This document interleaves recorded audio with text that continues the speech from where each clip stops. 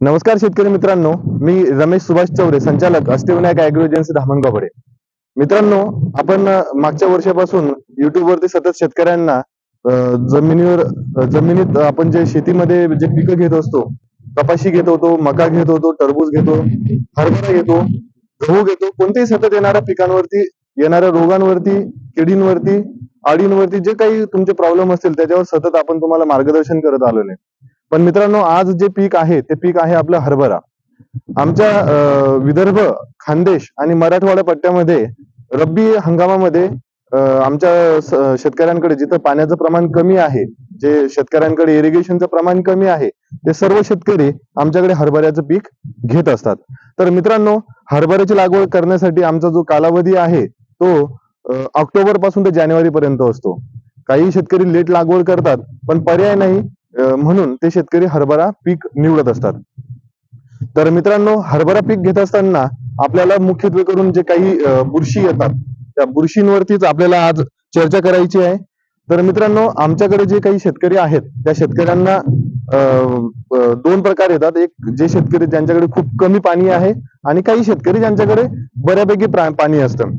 जमिनी ज्या आमच्याकडच्या आहेत, आपल्याकडच्या जवळपास ज्या सर्वसाधारण जमिनी आहेत, या एकतर काळी जमीन असेल किंवा तुमची गाळाची थोडीफार लाल तांबूस जी जमीन असते, याच्यामध्ये आम्ही शक्यतो हरभऱ्याची लागवड करत असतो.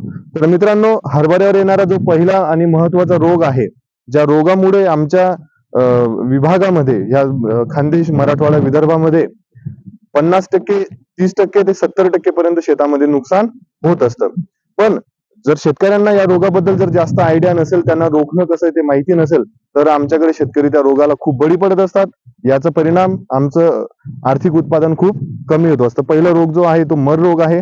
मर रोग येण्यासाठीचा जो कालावधी आहे, लागवडीपासून 30 दिवस ते 50 दिवसाच्या कालावधीपर्यंत तो रोग येत असतो. हा रोग आल्यानंतर झाड जे असतं 3 ते 4 इंचापर्यंत त्याची वाढ असते, त्या टायमाला ते झाड ऑटोमॅटिक सुकून जातं. हा रोग येण्याचा जो मार्ग आहे, हा रोग शक्यतो जो येतो हरभऱ्यामध्ये, हा बियाण्यातूनच येत असतो. बियाण्यातून येत असतो आणि तो जमिनीद्वारे पसरत असतो. बियाण्याद्वारेही पसरतो आणि जमिनीद्वारेही पसरतो. हा रोग एकदाचा जमिनीत आल्यानंतर 6 वर्षपर्यंत याच्या बुरशीचा जो वास्तव्य आहे आपल्या जमिनीमध्ये राहू शकतो. फ्युजेरियम नावाची जी बुरशी आहे, ही बुरशी ह्या हरभऱ्याला ती परिणामकारक असते. तर मित्रांनो, मी जसं तुम्हाला सांगितलंय की हा रोग हरभऱ्यावरती बियाण्याद्वारे येत असतो आणि जमिनीद्वारे येत असतो. तर हरभऱ्यामध्ये या रोगाला कंट्रोल करण्यासाठी तुमच्यासाठी सगळ्यात महत्वाचा उपाय असेल, याची बीज प्रक्रिया करणं खूप महत्वाचं आहे. बीज प्रक्रिया करण्यासाठी तुम्ही सगळ्यात प्रथम उपचार करण्यासाठी ट्रायकोडर्मा व्हिरिडी जी बुरशी आहे, जैविक बुरशी आपण ज्याला म्हणत असतो, या बुरशीचा तुम्ही 100% वापर केला पाहिजे. त्यासोबत थायरम आणि कार्बेंडेझिम याचा पण तुम्ही वापर करू शकतात. तसंच जर तुम्ही स्प्रे घ्यायचा असेल, तर याच्यामध्ये ट्रायकोडर्माचा वापर करूनही तुम्ही काही अंशी याचं नियंत्रण मिळवू शकतात. मित्रांनो, हा झाला प्रथम रोग तुमचा मर. दुसरा जो रोग आहे, याला कोरडी मुडकूज म्हणतात. आपण सर्वसाधारण जे आपले मराठी शेतकरी आहेत, यांना कोरडी मुडकूज हा रोग लवकर लक्षात नाही येत. त्याचं कारण असं आहे की हा रोग सुरुवातीला नाही येत. लोक आपले जे शेतकरी आहेत, मर रोगाला आणि कोरड्या मुडकुजीला सारखं समजतात. पण मित्रांनो, जो कोरडी मुडकूज आहे, ही आता जसं तुम्ही या पिकामध्ये पाहताय की याला फुलं लागलेले आहेत. तर कोरडी मुडकूज हा रोग शक्यतोवर फुलं लागलेल्या अवस्थेत किंवा घाटे लागतानाच येत असतो. हा रोग सुरुवातीला नसतो. मर रोग वेगळा आहे आणि तुमचा कोरडी मुडकूज जी आहे ती वेगळी आहे. कोरडी मुडकूज ही रायझोक्टेनिया नावाचा जो बुरशी आहे, त्याच्यामुळे ही येत असते. रायझोक्टेनिया ज्या टायमाला बुरशी शेतामध्ये येते, त्या टायमाला सगळ्यात महत्वाचं कारण असतं की तापमानाची वाढ झालेली असते 30°C पेक्षा जास्त आणि जमिनीमध्ये पाण्याचं प्रमाण हे अत्यल्प असतं. ज्या शेतामध्ये पाणी कमी असेल आणि तापमान 30°C पेक्षा जास्त असेल, तिथं हमखास तुमची कोरडी मुडकूज येणारच असते. यालाही उपाय करण्यासाठी तुमच्याकडे एकच पर्याय असतो. याला तुमची बीज प्रक्रिया करणं खूप गरजेचं आहे. जसं मर रोगासाठी ट्रायकोडर्मा काम करते, कार्बेंडेझिम काम करते, तसं याच्यासाठी सुद्धा कार्बेंडेझिम आणि ट्रायकोडर्मा व्हिरिडी याची बीज प्रक्रिया करणं खूप काळाची गरज आहे. तसंच याला रोखण्यासाठी तुम्हाला सगळ्यात महत्वाची गरज असते की जसं तुम्हाला जर ठरवलेलं असेल की आपल्याला हरभरा लागवड करायचीच असते, तर उन्हाळ्यामध्ये जमिनीची खोल लागवड नांगरणी करणे खूप गरजेचं आहे, जेणेकरून जमीन चांगली तापून त्या जमिनीचे जे स्पोर्स असतात जमिनीमध्ये मातीमध्ये जे वाढलेले असतात ते आपल्याला नक्कीच त्याच्यामध्ये त्यावेळेस कंट्रोल करता येतं. मित्रांनो, जसं आता मी शेतामध्ये उभा आहे, या जमिनीमध्ये पण आपल्याला दिसतंय की थोडं या शेतकऱ्यांनी पाणी कमी वापरलेलं आहे. थोडं तुम्ही कॅमेरा जवळ घ्या, जवळ घ्या. हे कोरडी मुडकूत झालेलं जे झाड आहे, हे झाड मी इथं मला दिसलं तसं मी त्याला उपटलं. हे झाड लक्षण जे आहे, हे झाड पूर्ण सुकलेलं असतं. जमिनीच्या वरचा जो भाग आहे, तो पूर्ण सुकलेला असतो. आणि याचं सगळ्यात महत्वाचं काय असतं, जसं झाडावर बुरशी आली, याच्या ज्या रसवाहिन्या असतात, झाडाच्या जमिनीकडून वरती ज्या रसवाहिन्या असतात, रस वहन करणाऱ्या, त्या पूर्ण 100% बंद झालेल्या असतात. आता आणखी एक लाईव्ह झाड जे आहे, जे काल परवाच शक्यतोवर झालेलं असेल, हे बघा, हे झाड सुद्धा तुम्हाला कोरड्या मुळकुजीनं ग्रस्त झालेलं असेल. जर असं झाड तुमच्या शेतात होत असेल, तर शक्यतोवर त्या जमिनीला थोडाफार तरी किमान ओलावा असणं गरजेचं आहे. जर तापमान जर असेल ते आपण ते रोखू नाही शकत, पण पिकामध्ये तुम्हाला पाणी देणं गरजेचं आहे. जर नाहीतर तसं नसेल तर तुम्हाला हा रोगाचं प्रमाण जास्त होताना दिसेल.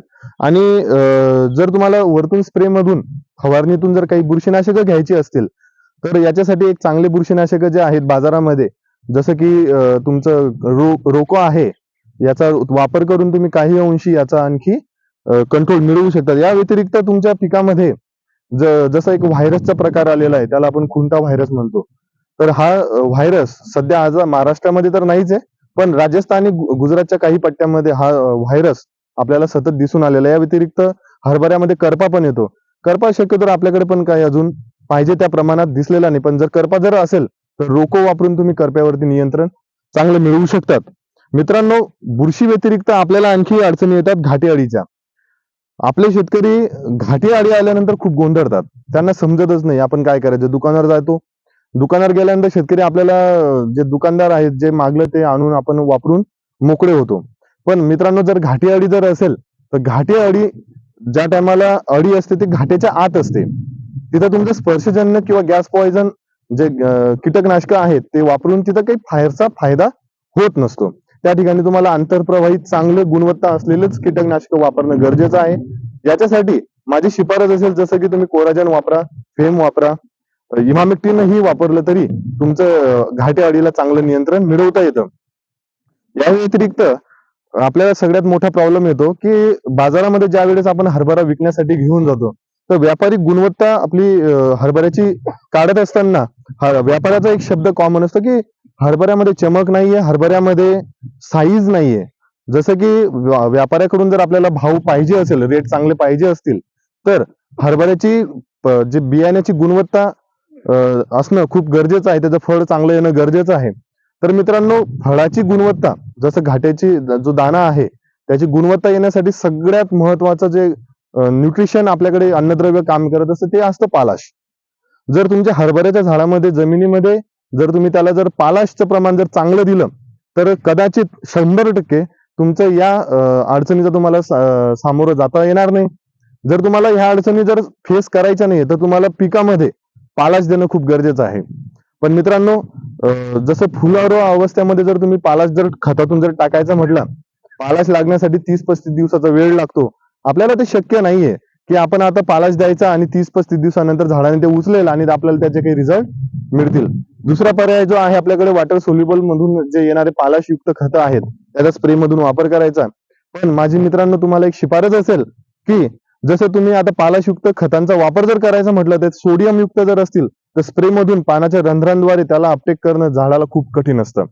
तर याच्यामध्ये बेस्ट पर्याय जो आहे, आपल्याला पालाशच द्यायचा आहे, पण नॅनो टेक्नॉलॉजी किंवा युक्त जे पालाश खतं आहे, कंपन्यांनी जे रिसर्च केलेलं आहे, किंवा ऑक्साईड फॉर्म्युलेशन मध्ये जो पालाश आहे, जसं की आज मार्केटमध्ये खूप चांगल्या प्रमाणावर त्याची विक्री असते. जेयू कंपनीचा जो पोटॅश 2000 म्हणून जो एक प्रोडक्ट आहे, याचा जर तुम्ही प्रतिपंप 10 ते 15 ग्रॅम 15 लिटरच्या साठी जर स्प्रे जर घेतला, तर नक्कीच तुमचे जे हरभऱ्यावरचे जे घाटे आहेत, ते नक्कीच तुम्हाला टपोरे दाणे मिळतील आणि त्याची चमक जी आहे ती चांगली मिळेल. या सर्व माहितीने तुम्हाला हरभऱ्याचं पीक घेणं सोपं जाईल मित्रांनो. तुम्ही मी सांगितलेल्या टिप्स नक्की फॉलो करा, जेणेकरून तुमच्या शेतामध्ये याचं हरभऱ्याचं उत्पादन घेण्यासाठी तुम्हाला नक्कीच त्याची मदत होईल. व्हिडिओ आवडला असेल आणि ही जर माहिती तुम्हाला जर लाभदायक असेल किंवा आपल्या शेतकऱ्यांचा जर चांगला फायदा व्हायचा असेल, करायचा असेल, हा व्हिडिओ जास्तीत जास्त शेतकऱ्यांना फॉरवर्ड करा आणि आवडला असेल तर लाईक करा. आणि जर तुम्ही माझ्या चॅनलला जर सबस्क्राईब केलं नसेल तर प्लीज माझ्या चॅनलला सबस्क्राईब करा आणि मला तुम्ही मोटिवेट करा की जेणेकरून मी आमच्या शेतकऱ्यांसाठी अजून जास्तीत जास्त व्हिडिओ रेकॉर्ड करून आपल्यापर्यंत ही माहिती पाठवण्याचं काम चालू ठेवेल. धन्यवाद.